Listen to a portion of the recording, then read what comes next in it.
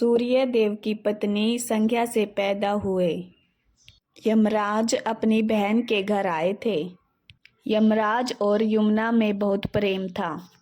यमुना ने भाई दूज के दिन अपने भाई को माथे पर तिलक लगाया था और आरती भी उतारी थी। खुशी से यमराज ने अपनी बहन को आशीर्वाद दिया था। भाई दूज के दिन एक बहन अपने भाई के माथे पर तिलक लगाकर आरती करेगी। वो बहन अपने भाई को हर तकलीफ से बचा लेगी। भैया दूज के दिन ये आशीर्वाद यमराज ने अपनी बहन को दिया था। एक छोटा सा गांव था हरिपुर। उसमें एक यमुना नाम की लड़की रहती थी। उसका जीवन बहुत खुश था।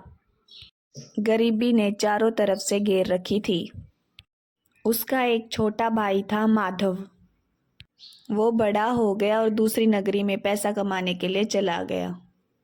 जानदा अपनी बहन का आशीर्वाद लेकर चला गया। आशीर्वाद देते समय यमुना बोली, जा भाई, भगवान तेरी रक्षा करेगा। 1 साल हो गया। कार्तिक के महीने में भाई दूज पे भाई याद आया। यमुना बोली, भाई दूज के दिन भाई के माथे पर तिलक लगाती, मिठाई खिलाती और लंबी उम्र की कामना करती। भाई के हाथ तक कुछ सामान मन न मिलता। यमुना उदास रहती और सारे गांव वाले खुशी से त्यौहार बनाते। यमुना मिट्टी के दिए में जोत लगाती, खील पतासे लांदी और अपनी झोपड़ी ने लीप के सारा काम कर लेंदी। फिर उस राह ने देखती कि मेरा भाई माधव आवे है। शाम होगी पर माधव को नहीं आया। गांव की औरतें यमुना को देखकर बोली कि तुम्हारा भाई तो परदेश में खुश होगा। उसने क्यों तेरी याद आओगी, क्यों तू उसकी बाट देखा है। यमुना बहुत दुखी होंदी पर मन ही मन सोचती कि मेरा भाई जरूर आएगा।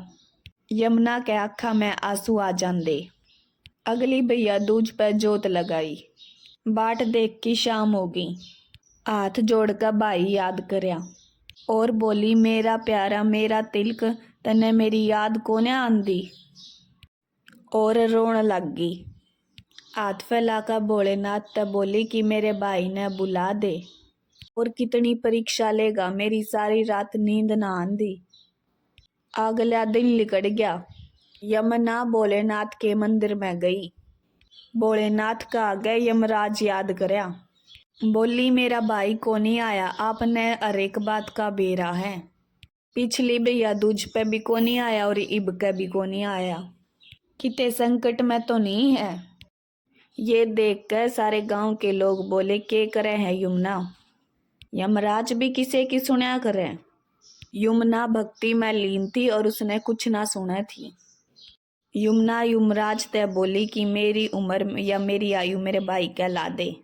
जय मेरे भाई पे कोई संकट है तो मने यो जीवन को नहीं चाहिए। मन्ने मेरा भाई चाहिए। आसमान में बिजली चमकी और यमराज प्रकट हो गया। यमराज बोला, तेरे भाई की उम्र बहुत छोटी है। ये तेरी मैं भक्ति से राजी होकर आया हूँ। तेरा भाई आ जाएगा, यो वचन दिया यमुना थी। आज के दिन जो भी बहन अपने भाई के लिए सच्चे मन से पूजा करेगी, उसके भाई का कोई दिक्कत नहीं आओगी, ये कह के चला गया। थोड़ी देर में ही उसका भाई माधव घर आ गया। यमुना की भक्ति में इतनी ताकत थी। उसने अपना भाई का तिलक लगाया, मिठाई खवाई और आरती करी। तब माधव बोला, बहन, अब मैं तुम्हें छोड़कर कहीं नहीं जाऊंगा। दोनों बहन भाई यमुना और माधव खुशी खुशी रहने लगे। दोनों ने यमराज को राम राम की।